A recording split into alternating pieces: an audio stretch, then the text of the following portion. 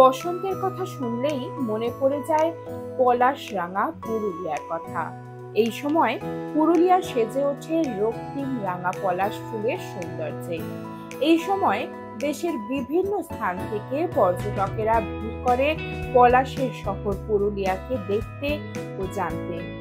তো আমরাও পৌঁছে যাই রক্তিম রাঙা পলাশের আতুর ঘরকে দেখতে ও উপভোগ করতে। এই পর্বে রক্তিম রাঙা পলাশের আতুর ঘরের উল্লেখযোগ্য স্থানগুলোকে ঘুরে দেখব ও আপনাদের সাথে শেয়ার করব।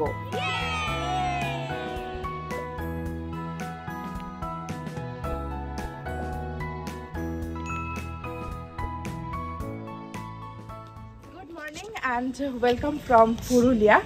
আজকে 22 তারিখ, ওয়েস্ট বেঙ্গল ট্যুরিজম থেকেই ব্লগটা স্টার্ট করছি। আজকে রোদের তাও দেখা মিলেছে। আই হোপ রোদ ঝলমলে একটা দিন হবে, আমরা ভালো করে সাইট সিনটা ঘুরতে পারবো।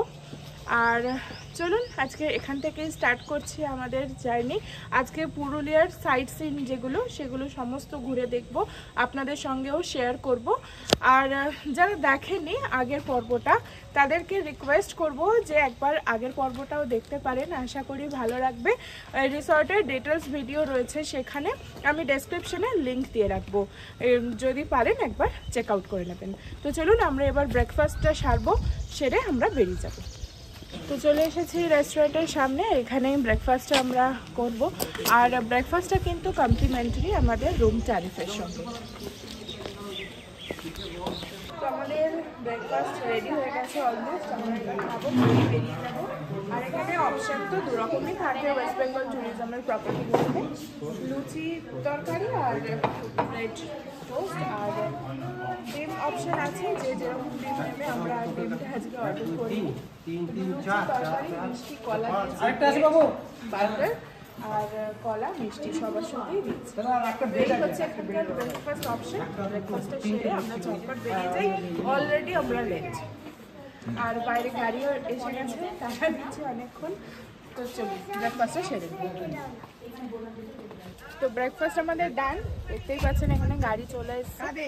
আর আমরা যেহেতু 4টে ফ্যামিলি আছে, 4টে ফ্যামিলি 4টে গাড়ি চলে এসেছে। তো চলুন ঝটপট বেরোনো যাক।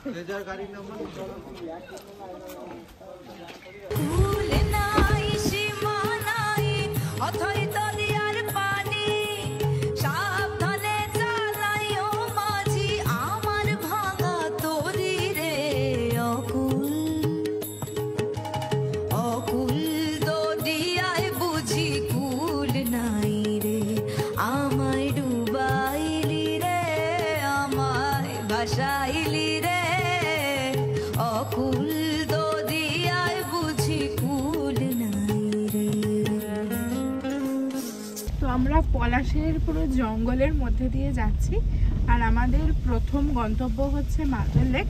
তো চলুন মার্বেল লেকে গিয়েই আপনাদের সঙ্গে আবার দেখা হচ্ছে। আর আমরা যে পথ দিয়ে যাচ্ছি, চলুন ততক্ষণ আপনারাও আমাদের সাথে সাথে পথটা উপভোগ করুন। পিন্ধারে পলাশের বোন পালাবো পালাবো মন, পিন্ধারে পলাশের বোন পালাবো পালাবো মন। একটা ইঁদুরের ঢোল কাটে, একটা ইঁদুরের ঢোল কাটে, এ কাটে রে বতরে তিরি তিরি ফুল ফোটে, আরে বতরে তিরি তিরি ফুল ফোটে। আমার বধুরা কানা বাড়ির পথে আনা গোনা, আমার বধুরা কানা বাড়ির পথে আনা গোনা। শহরায় উঠে ধান কুটে, শহরায় উঠে ধান কুটে, কুটে রে বতরে তিরি তিরি ফুল ফুটে, আরে বতরে তিরি তিরি ফুল ফুটে। তো এসে গেছি আমরা এখন মার্বেল লেকে। তো চলুন মার্বেল লেকে ওপরটাতে এসছি, দেখি নিচের দিকে যাওয়া যায় কিনা, সবটাই ঘুরে দেখবো। চলুন।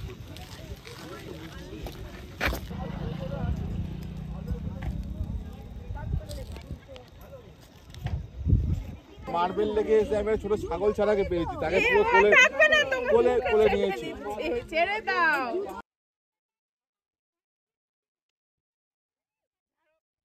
ওপর থেকে তো একটা ভিউ দেখলাম মার্বেল লেকের, অপূর্ব সুন্দর লাগছে। এবার আমরা জাস্ট একটু ঘুরে এসেছি নিচে নামার জন্য। তো চলুন নিচে এবার যাচ্ছি মার্বেল লেকের উদ্দেশ্যে। আর ঢোকার পথে দেখতেই পাচ্ছেন কত দোকান বসে রয়েছে। স্থানীয় বাসিন্দারা পলাশ ফুল নিয়ে এসে কিন্তু এখানে মালা গেঁথেও বিক্রি করছে। তো চলুন আস্তে আস্তে দেখতে দেখতে মার্বেল লেকের দিকে যাওয়া যাক। আমরা এখন যাচ্ছি মার্বেল লেকের দিকে। আর রাস্তাটা দেখতেই পাচ্ছেন ওপরে পাতা দিয়ে ছাওয়া রয়েছে। এখন তো ওয়েদারটা ভালো, রোদ থাকার সময় কিন্তু খুব উপকার দেবে ওপরে ছাওয়া রয়েছে যেহেতু। তো চলুন এসেই গেছি মার্বেল লেকের কাছে।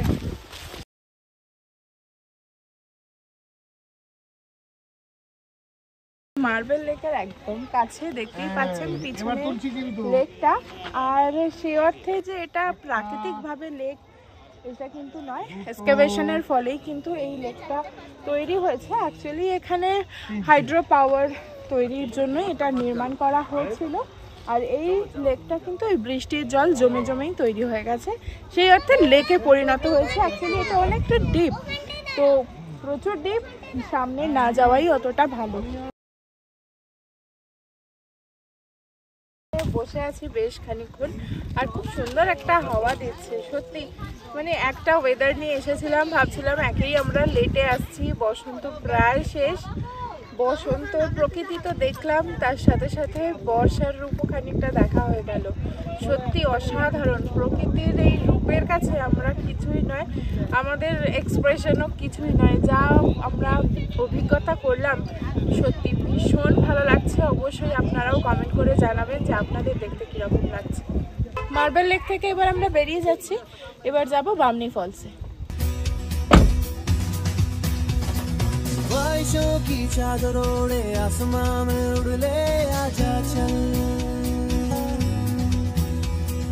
मंजिलों की छोड़ के परवाह रास्तों को ढूंढे आजा चल। सारा ये जहान अपना, पूरा आसमान अपना, ईंटे बादलों की होंगी, नीला हो मकान अपना। बस जील जिंदगी ढूंढ ले खुशी, चलता चली हुई सबसे बेखबर बेफिकर। তো আছে এখন বামনি ফলসের সামনে, গেটের সামনে। তো বামনি ফলসে নামার ইচ্ছা তো আছে, জানি না পুরোটা 700 সিঁড়ি ভেঙে নামা তো চলে যায়, কিন্তু ওঠাটার কথাটাও তো মাথায় রাখতে হবে। তো চলুন দেখা যাক কতটা কি নামতে পারি, সবটাই আপনাদের সঙ্গে শেয়ার করব।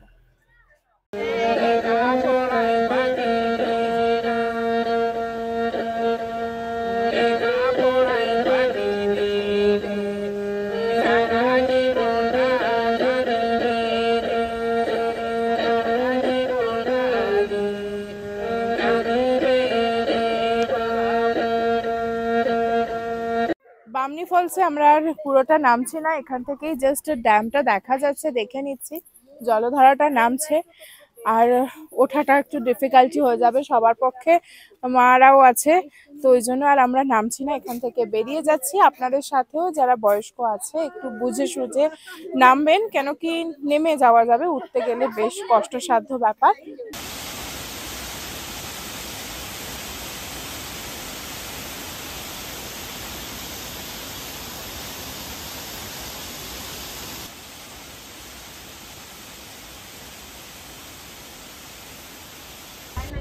সবার লাস্টে উঠলাম, নামিনি পুরোটা, হাফ নেমে সাইড দিয়ে যে পথটা দিয়ে দেখা যাচ্ছে ফলসটা, ওখান দিয়েই ঘুরে চলে এসেছি।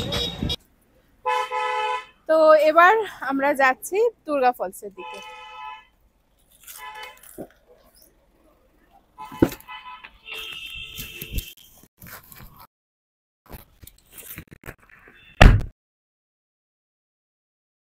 তো আমরা আছি এখন দুর্গা ফলসে, আর এখানে যা দেখছি একদম পাথরের রাস্তা, তো শাড়ি ঠাড়ি পরে সত্যি নামা একটু অসম্ভব, আমি তো নামতেই পারবো না।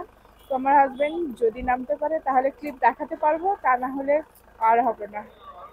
নামার জায়গাটা খালি একটু দেখুন, একটু রিক্সি আছে কিন্তু একটু ঠিকঠাকভাবে নামতে হবে।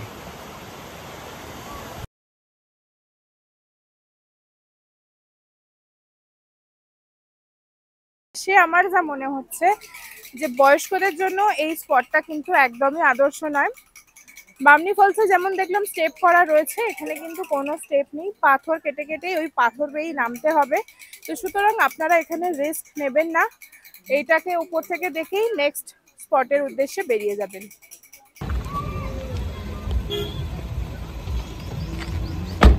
তো দুর্গা ফলস থেকে আমরা এখন চলে এসেছি দুর্গা ড্যামে।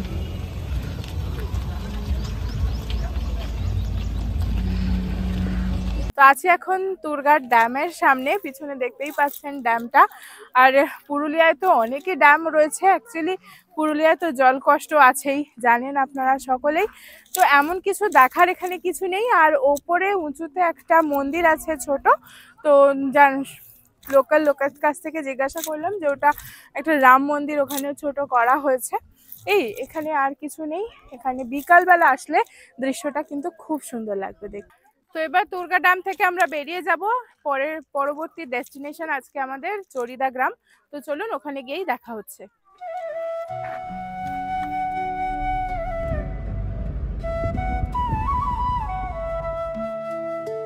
আমরা এখন চলে এসেছি মুখোশ গ্রামে। তো আগে তো দেখেছিলাম গ্রামের মধ্যে বাড়িতে এরকম স্টলগুলো ছিল, কিন্তু এখানে একটা ফাঁকা স্পেসে দেখছি কতগুলো স্টল আছে। ঘুরে দেখি এখানে ছাড়াও কি আর কোথাও আছে কিনা। তো চলুন দেখা যাক। ছৌ নাচ বা ছৌ নাচ এক প্রকার ভারতীয় আদিবাসী যুদ্ধ নৃত্য। এই নাচ পশ্চিমবঙ্গ, ঝাড়খণ্ড ও ওড়িশায় খুবই জনপ্রিয়। ছৌ নাচের আদি উৎপত্তি স্থল পশ্চিমবঙ্গের পুরুলিয়া জেলা। এই নাচের প্রধান আকর্ষণ মুখোশ। আর পুরুলিয়ারই চরিদা গ্রামের প্রায় ১৫০টি পরিবার এই মুখোশ তৈরি করে তাদের জীবিকা নির্বাহ করে। কতদিন লাগে এক একটা বানাতে? যদি পার্টিকুলার কৃষ্ণলা বিষয়ে বলি তাহলে এর শুধু মুখটা তৈরি করতে, রং করতে 4 থেকে 5 দিন সময় লাগে। আচ্ছা, ডেকোরেশন করতে একদিনের মধ্যে। মুখোশ তো দেখছিলাম অনেকই দোকান আছে, আর এটা দেখুন ফিনিশিংটা কিন্তু খুব সুন্দর। তো এটাই আমি নিচ্ছি। চরিদা গ্রাম থেকে সোজা চলে এসেছে এখন লহরিয়া শিব মন্দিরে। ভেবেছিলাম পথে লাঞ্চটা সেরে নিতে পারবো কোনো ভালো জায়গায়, তো সে অর্থে কোনো ভালো জায়গা আমরা পেলামও না। তো লাঞ্চটা স্কিপ করে দিলাম। ওই টুকটাক খেয়ে আমরা আজকে দুপুরটা চালিয়ে দিই, আগে তারপরে একবারে হোটেলে গিয়েই খাওয়া দাওয়া সারবো। তো চলুন এখানে ঘুরে দেখি মন্দিরটা।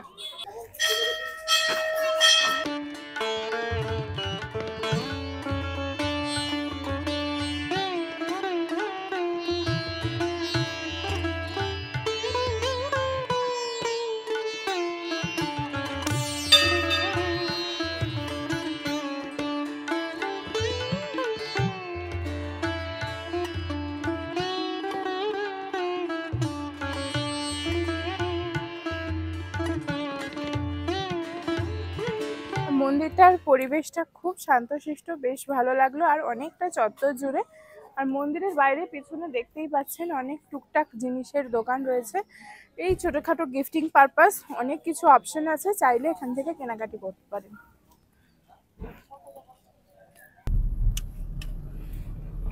তো লহরিয়া শিব মন্দির থেকে বেরিয়ে আমরা এখন সোজা উঠে যাচ্ছি একদম আপার ড্যামে। তো ওখান থেকেই তো লোয়ার ড্যামটাও দেখা যাবে। তো চলুন ওখান থেকেই সবটা দেখে নেবো।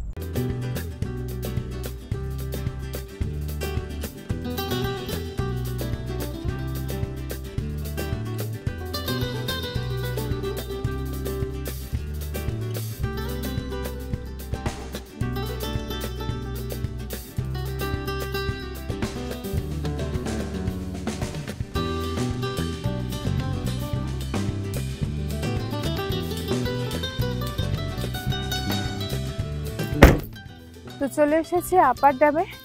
একটা অদ্ভুত সুন্দর দৃশ্য, এদিকটা দেখতেই পাচ্ছেন আপার ড্যাম। তো চলুন এখান থেকে একটু ঘুরে দেখি, একটু আমরাও ফটো তুলি, আর তার সাথে সাথে লোয়ার ড্যামটাও এখান থেকে দেখবো কিরকম লাগছে। চলুন ঘুরে দেখি।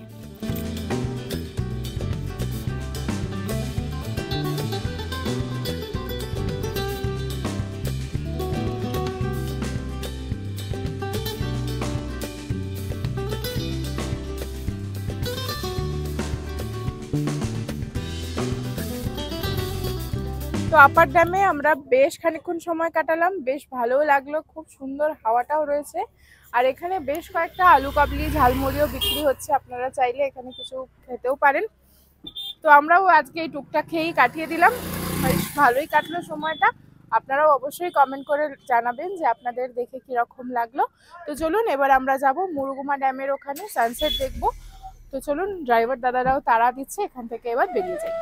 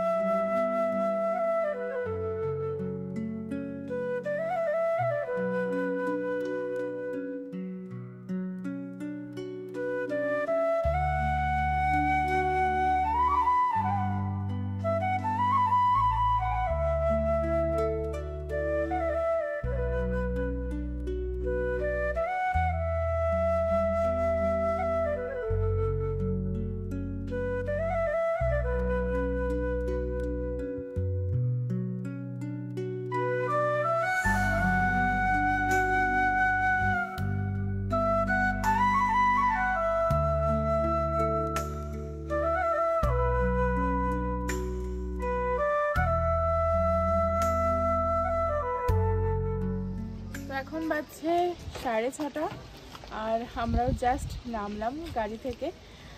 আর একটু আস্তে আস্তে বৃষ্টিও হয়ে গেল, যার জন্য মাটি আবার ভিজে গেল। তো হোটেলে এসেই আগে খোঁজ নিলাম যে ছৌ নাচ হবে কিনা। তো ছৌ নাচটাও আজকে ক্যান্সেল হয়ে গেল বৃষ্টির জন্য। তো যাই হোক, ওভারঅল সারা দিনটা খুব ভালো কাটলো, একদম সুন্দর ওয়েদারও ছিল, খুব ভালো মতো ঘুরলাম। আর দেখি এবার একটু ফ্রেশ হতে হবে, চা খেতে হবে, সব থেকে বড় কথা, সারাদিন খাওয়া হয়নি। তো চলুন আবার আপনাদের সঙ্গে দেখা হচ্ছে ডিনার টেবিলে এসে।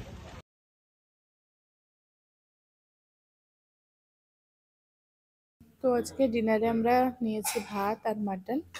আর যেহেতু দুপুরে আজ ভাত খাওয়া হয়নি, তো রাত্রে এটা দিয়েই ডিনারটা সেরে ফেলছি। তো আমাদের ডিনার কমপ্লিট। তো আজকে এ পর্যন্তই, দেখা হচ্ছে খুব তাড়াতাড়ি পুরুলিয়া সিরিজের 3য় পর্ব নিয়ে। তো এই পর্বটা আপনাদের কিরকম লাগলো অবশ্যই কমেন্ট করে জানাবেন। আর যারা এই ভিডিওর মাধ্যমে আমাকে নতুন দেখলেন, যদি ভিডিওটা ভালো লেগে থাকে অবশ্যই সাবস্ক্রাইব করে পাশে থাকবেন এরকম নিত্য নতুন আরও ভিডিও দেখার জন্য। আর পাশে থাকা বেল আইকনটা প্রেস করতে কিন্তু ভুলবেন না। তো চলুন আজকে এ পর্যন্তই, দেখা হচ্ছে খুব তাড়াতাড়ি 3য় পর্ব নিয়ে।